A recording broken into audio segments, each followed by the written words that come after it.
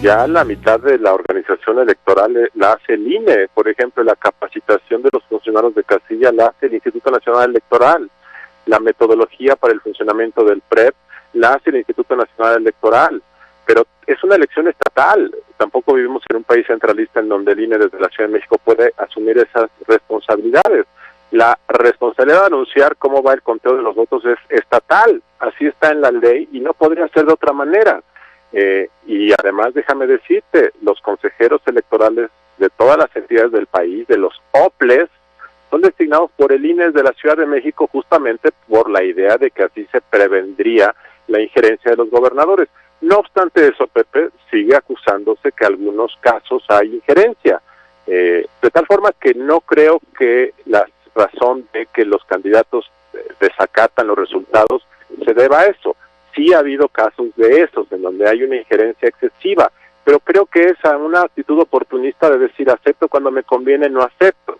Y no aceptar el resultado de la elección tiene que ver con que eso te da gasolina para el conflicto postelectoral, para una salida negociada, para otros fines. Y eso es lo que puede ocurrir el próximo domingo. Claro, cuando gana la oposición, Pepe, por muchos puntos, hay final feliz. Es decir, la elección se soluciona políticamente la noche de la elección. Cuando gana el partido en el poder por un margen estrecho, la elección se judicializa, hay lío, hay acusaciones. De forma que lo que quisiéramos en México es llegar a un momento en el futuro en donde la noche de la elección se soluciona políticamente la elección porque los perdedores reconocen al ganador. Aunque días después se oficialice y se firmen las actas, la noche de la elección se debe resolver políticamente hablando, como en casi todos los países, como en muchos países del mundo. En México no es así. Y yo creo que este domingo no va a ser así en el caso del Estado de México. En otras entidades donde las diferencias quizás sean mucho mayores, ahí a lo mejor se concluye políticamente la elección. El Estado de México es el tema. Si gana la oposición ahí por una diferencia importante, habrá un final feliz, pero no podemos pensar que los finales felices dependan de quién gane. Cuando digo final feliz, lo digo de una manera un poco sarcástica, porque esto de feliz significa que no hay lío político, pero desafortunadamente no hay lío político solamente cuando hay grandes márgenes de diferencia y gana la oposición, Pepe. Luis Carlos Ugalde, ¿cuándo va a ser necesario entrar al debate en serio del tema de la segunda vuelta electoral, justamente para despejar incógnitas, despejar miedos, despejar sospechas y despejar dudas? Una especie de final de campeonato futbolero donde llegan los dos más aptos y ahí a ver a cómo nos toca. ¿Cuándo va a ser tema? ¿O tú crees que es inútil este debate sobre una segunda vuelta electoral en México? No, es un debate fundamental que desafortunadamente hemos pateado la pelota desde hace más de 10 años. ¿Por qué? ¿Por qué se ha pateado la pelota? ¿A quién no le conviene la segunda vuelta? ¿Cuál es el truco detrás? La creencia del PRI y de López Obrador es que si se permite les van a hacer montón en contra. El PRI porque siempre ha habido alianzas PAN-PRD en los últimos 10, 15 años, entonces si hay segunda vuelta se le voltean encima. Y López Obrador porque dice que la mafia del poder quiere impedir que llegue a Los Pinos. Esas son las dos posiciones claras y porque las cuales no hay.